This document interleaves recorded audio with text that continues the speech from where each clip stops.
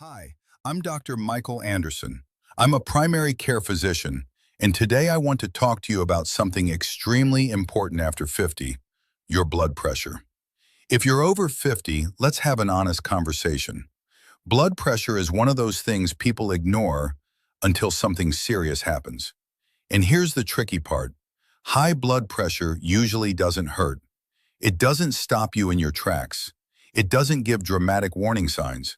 You can feel completely fine, and your numbers can still be 150, 160, sometimes higher. That's why it's often called a silent problem. As we get older, our blood vessels naturally become less flexible. When we're younger, they expand and relax easily. Over time, they stiffen. Your heart now has to push harder to move blood through those vessels. And slowly, quietly, your blood pressure rises. This is common, but common does not mean healthy. One thing I hear all the time is, well, 150 is normal for my age. No, it's common, but it's not safe. Over time, high blood pressure damages your brain, your heart, and your kidneys, and it does it quietly. So here's the first key point. Don't go by how you feel. Go by the numbers. You should have a home blood pressure monitor. Sit down, rest for 5 minutes. No coffee right before. No rushing up the stairs. If your pressure is stable, check it 2 or 3 times a week. If you've been diagnosed with hypertension, follow your doctor's advice. Now let's talk about salt.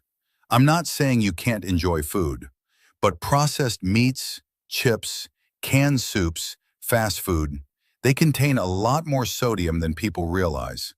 Salt makes your body hold on to fluid. More fluid means more pressure inside your blood vessels. Sometimes just reducing salt can lower your top number by 5 to 10 points. That's significant. Next, movement. After 50, many people become less active. More sitting, less walking. But your blood vessels love movement. I'm not talking about intense workouts, not marathons, not heavy lifting, just walking. 30 minutes a day, 5 days a week. Walking improves circulation, lowers stress hormones, helps with weight control, and naturally reduces blood pressure. It's simple, and it works. Now let's talk about weight. Every extra pound increases the workload on your heart. Losing even 5 to 10 pounds can make a noticeable difference in your blood pressure. You don't need extreme diets. You need consistency, smaller portions, less sugar, fewer late-night snacks. Now an important topic, medication. A very common mistake is this: my numbers are better, I'll stop taking the pills. No, your numbers improve because you're taking the medication. High blood pressure is usually a long-term condition. Medication isn't weakness, it's protection. It protects your brain. It protects your heart. Stopping and restarting creates instability. And unstable pressure is more dangerous than stable pressure. These medications are not addictive. They reduce your risk. Now let's talk about stress. After 50, life can still be demanding. Work, family, finances. Stress hormones tighten your blood vessels. When vessels tighten, pressure rises. That's basic physiology. So rest is not optional. It's part of treatment. Sleep matters too.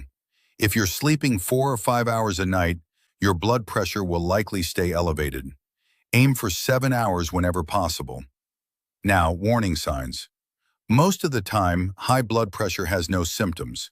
But if you ever experience sudden weakness, numbness in your face or arm, slurred speech, severe, unusual headache, vision changes, or a reading above 180, that's urgent. Do not wait. Seek medical care immediately. I don't say this to scare you.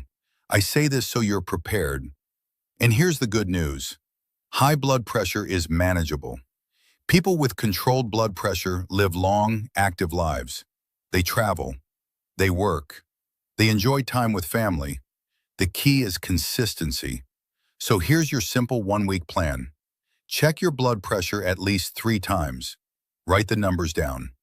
Walk at least 4 days this week. Reduce salt. Take your medication exactly as prescribed.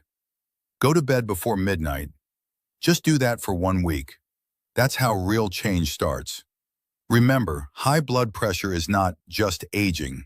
It's a signal. And when you respond to that signal, you protect your future. If this video was helpful, subscribe to the channel and give it a like. I share practical, simple medical advice to help you stay healthy after 50. Take care of your numbers, and I'll see you in the next video.